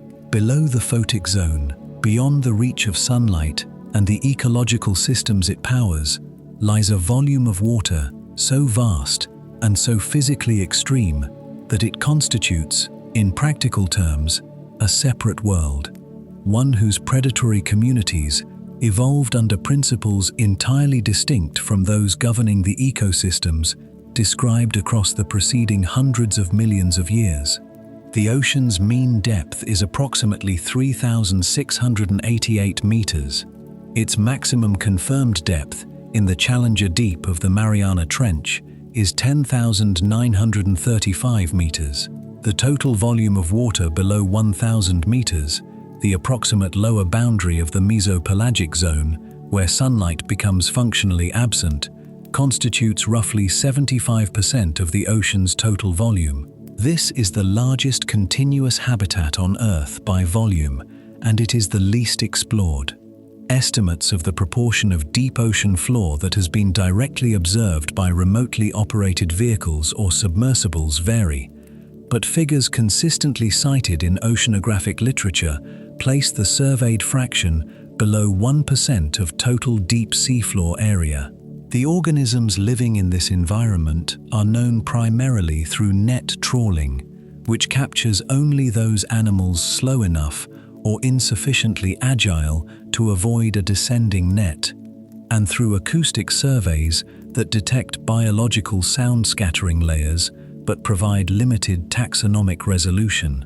What is known about deep-sea predatory ecology has been assembled from these indirect methods, combined with the examination of stomach contents from deep-diving air-breathing predators, primarily sperm whales and beaked whales, that regularly enter the bathypelagic zone and return to the surface. Sperm whale stomach contents have yielded remains of Architeuthis ducks, Mesonicoteuthis hamiltoni, the colossal squid, estimated to reach mantle lengths of 2 to 2.5 meters and total lengths potentially exceeding 14 meters, and numerous species of deep-sea fish and smaller cephalopods. The colossal squid, known from Antarctic waters and representing the largest invertebrate predator currently documented, possesses hooks rather than suckers on its tentacle clubs, rotating, sharp-edged structures that would inflict significant tissue damage on prey during capture. Its eyes, like those of Architeuthis, are exceptionally large, with lens diameters estimated at approximately 9 centimeters in the largest known specimen, consistent with adaptation for detecting bioluminescent signatures in deep water. Bioluminescence is the defining sensory medium of the deep ocean. An estimated 76% of deep-sea animal species produce bioluminescent light through chemical reactions involving luciferin compounds and luciferase enzymes. And the ecological functions of bioluminescence in this environment span nearly every dimension of predator-prey interaction. Predators use bioluminescent lures to attract prey. The anglerfish's elysium, a modified dorsal spine bearing a bioluminescent esker at its tip, is among the most frequently documented examples. Prey organisms use bioluminescent flashes to startle or disorient approaching predators, or to illuminate the predator and attract attention from larger animals that may consume it. A strategy termed burglar alarm bioluminescence, documented in dinoflagellates and some copepod species. Counter-illumination, the production of ventral bioluminescence calibrated to match the faint downwelling light from above, is used by numerous mesopelagic species to eliminate the silhouette that would otherwise make them visible to predators hunting from below. The physical conditions of the deep ocean impose constraints on predatory biology that have no equivalent in shallow marine systems. At 4,000 meters depth, hydrostatic pressure reaches approximately 400 atmospheres, 400 times the pressure at the ocean surface. Proteins and lipid membranes that function normally at surface pressure are structurally disrupted at these depths, unless biochemically modified. Deep-sea organisms have evolved pressure-adapted enzymes with altered amino acid compositions that maintain flexibility and catalytic function at high pressure, and cell membranes with modified lipid compositions that preserve fluidity under compression. These adaptations are not universally interchangeable. Many deep-sea species are as dependent on high pressure for biological function as shallow species are on low pressure, and cannot survive rapid transport to the surface. Temperature in the deep ocean, is uniformly cold, typically between 1 and 4 degrees Celsius, below 1,000 meters, in most oceanic regions. This low temperature reduces metabolic rates, slows digestion, and extends the intervals between feeding events that deep-sea predators can tolerate. Many deep-sea fish species have reduced musculature and skeletal density relative to their body size compared to shallow water relatives. Adaptations that reduce the energetic cost of maintaining position in the water column in an environment where prey encounters are rare, and the metabolic cost of active pursuit must be weighed against uncertain returns. The viperfish, Chauliodus sloani, typifies these adaptations.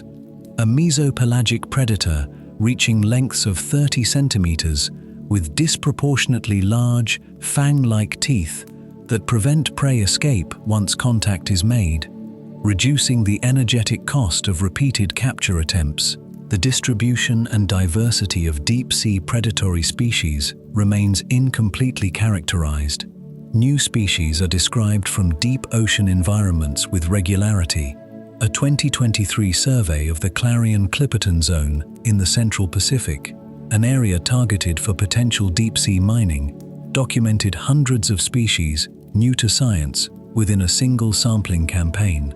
The ecological roles of most newly described deep-sea species are unknown, and their positions within deep-sea food webs can in most cases only be inferred from morphological analysis of feeding structures.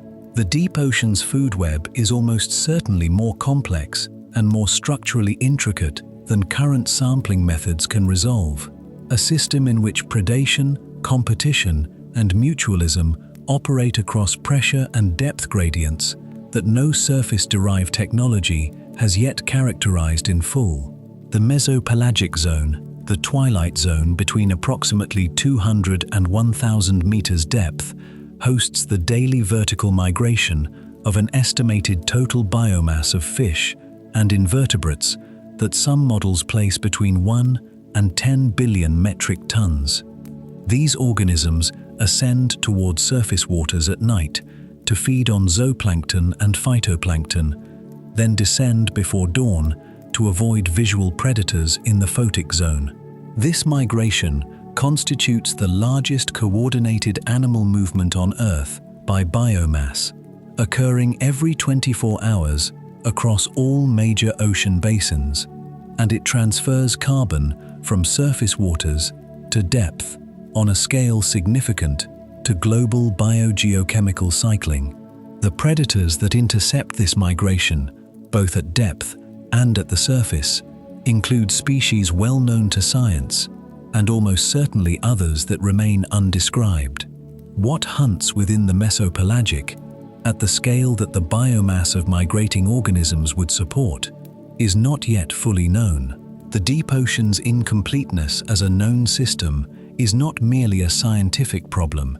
It connects, through a chain of biological logic that extends back across hundreds of millions of years, to something more fundamental, a pattern of response to marine environments that appears consistently across human populations, regardless of cultural context, geographic origin, or individual experience.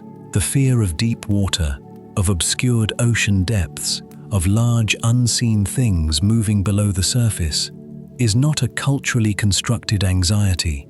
It is a biological inheritance, shaped by the same evolutionary processes that produced every other aspect of human sensory and cognitive architecture, and its origins predate the emergence of the human species by an interval so large it resists intuitive comprehension.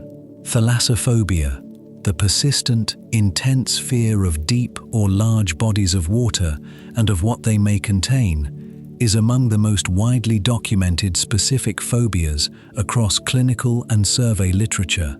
Its prevalence varies by population and measurement methodology, but estimates consistently place it among the more common phobia categories, with some surveys indicating that fear of the ocean or deep water affects between 10 and 20% of surveyed populations at clinically significant levels and a substantially higher proportion at subclinical levels. The consistency of this distribution across geographically and culturally distinct populations is itself informative. Phobias that emerge from culturally specific learned experiences tend to show significant variation across populations. Those that reflect evolved predispositions tend to cluster around specific stimulus categories: darkness, heights, enclosed spaces, certain animal types, with remarkable cross-cultural consistency. The deep ocean falls into this latter category. The evolutionary framework for understanding fear responses of this kind is grounded in the concept of prepared learning, the observation, extensively documented in experimental psychology, that certain stimulus-response associations are acquired faster, with less reinforcement, and are more resistant to extinction than others. Humans and other primates acquire fear responses to evolutionarily relevant threats, snakes, spiders, heights, unfamiliar conspecifics, significantly more readily than to evolutionarily novel stimuli such as electrical outlets or firearms, despite the latter posing objectively greater danger in modern environments. The neural architecture underlying this differential learning reflects the statistical structure of threats encountered by ancestral populations over evolutionary timescales. Stimuli that reliably predicted danger across thousands of generations of pre-technological human and pre-human existence are processed differently by the threat detection systems of the brain than stimuli whose danger is a recent cultural acquisition. The ocean qualifies, by any reasonable application of this framework, as an evolutionarily ancient threat domain. The ancestors of modern humans, and more broadly, the ancestral vertebrate lineages from which Homo sapiens descends, have been subject to predation from aquatic animals for a period spanning several 100 million years. The earliest jawed vertebrates of the Devonian faced predation from larger contemporaneous fish. The terrestrial tetrapods that colonized land approximately 375 million years ago carried with them nervous systems shaped by the aquatic predation pressures of their fish ancestors. Early mammals of the Mesozoic, small and primarily nocturnal, encountered aquatic predators at water sources and coastal environments. Through the Cenozoic, the hominid lineages ancestral to modern humans lived in environments where freshwater crocodilians, large predatory fish, and coastal marine predators constituted genuine sources of mortality. The statistical accumulation of these threats across deep evolutionary time is sufficient, under standard models of evolved threat response, to produce the pattern of heightened aquatic threat sensitivity observed in modern human populations. The specific stimulus features that most reliably trigger fear responses consistent with thalassophobia are themselves informative about the evolutionary origins of the response. Darkness below a water surface, the obscuring of what lies beneath, provokes a response disproportionate to the abstract danger of the visual stimulus itself. Large, indistinct shapes seen through water trigger threat responses more rapidly and with greater physiological intensity than comparable shapes seen in air.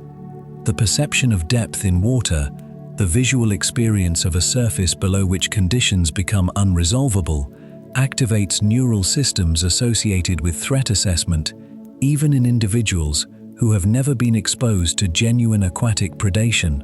These response patterns are consistent with a threat detection system calibrated to the specific perceptual signatures of aquatic predator encounters. The obscured approach, the unresolvable depth, the large form emerging from concealment, rather than to water itself as a physical medium. The neuroscience of these responses has been examined through functional imaging studies in which subjects are exposed to images of deep water, ocean depths, and large aquatic animals, while activity in threat-processing neural circuits is measured. The amygdala, a paired subcortical structure central to the rapid, pre-conscious processing of threat-relevant stimuli, shows differential activation in response to marine threat imagery, consistent with the pattern observed for other evolutionarily prepared fear stimuli. This activation precedes conscious recognition and evaluation of the stimulus, reflecting the prioritization of speed over accuracy in threat detection that characterizes evolved fear responses.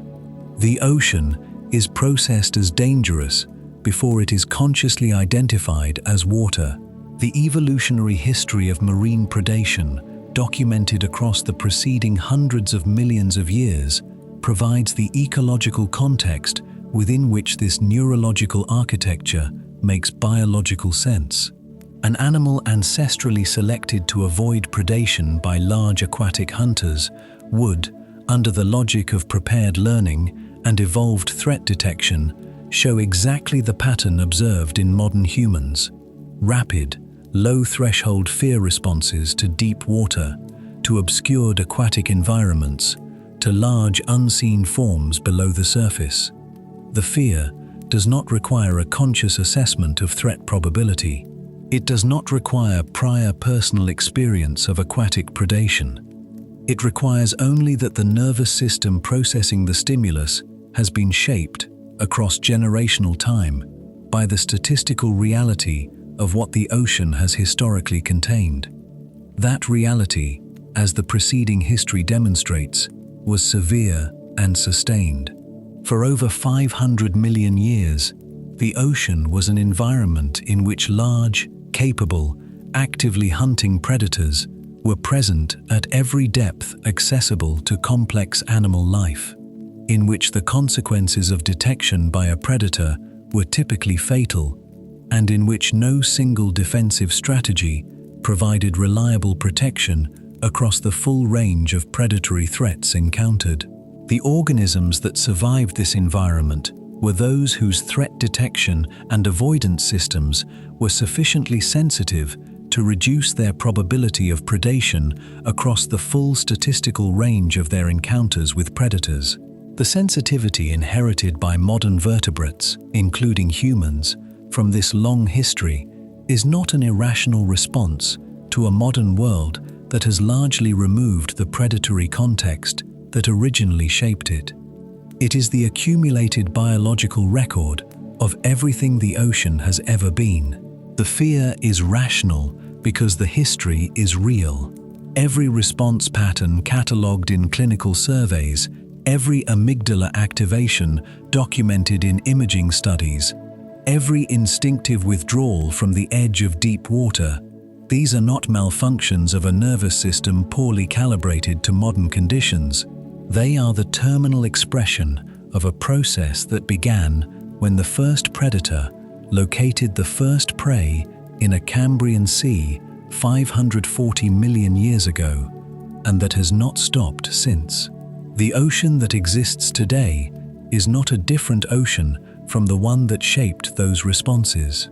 It is the same ocean, continuous across geological time, carrying within its biological communities the direct descendants of every predatory lineage that survived the extinctions, the anoxic intervals, the acidification events, and the glacial restructurings that periodically reduced marine life to its most resilient residue. What remains in the modern ocean is what could not be eliminated. That is a meaningful statement about what the modern ocean contains. The history of marine life is, at its deepest structural level, a history of replacement. Every predatory dynasty that rose to dominance across the Phanerozoic eventually gave way to another, not through any inherent limitation of the dominant lineage, but through the combined action of geological events, climate shifts, and the continuous accumulation of evolutionary innovation in competing lineages. The radiodonts of the Cambrian gave way to nautiloids and eurypterids. Eurypterids gave way to placoderms. Placoderms were eliminated by the late Devonian extinction and replaced by sharks and early actinopterygians. Marine reptiles dominated the Mesozoic and were eliminated at the Cretaceous boundary, replaced by expanding cetacean and elasmobranch lineages. Each replacement produced a marine apex fauna of comparable or greater ecological complexity than the one it succeeded. The ocean has never simplified at its upper tiers for long. It has consistently rebuilt predatory communities of substantial scale and sophistication from whatever biological material the most recent extinction left available. This pattern carries an implication that is neither comforting nor alarming in any emotional sense, but is simply accurate as a description of how biological systems operating across geological time behave. The modern ocean's apex predators, great white sharks, sperm whales, orcas, large cephalopods, are not permanent fixtures. They are the current expression of an ongoing process whose prior expressions included Anomalocaris, Dunkleosteus, Mosasaurus, and Megalodon.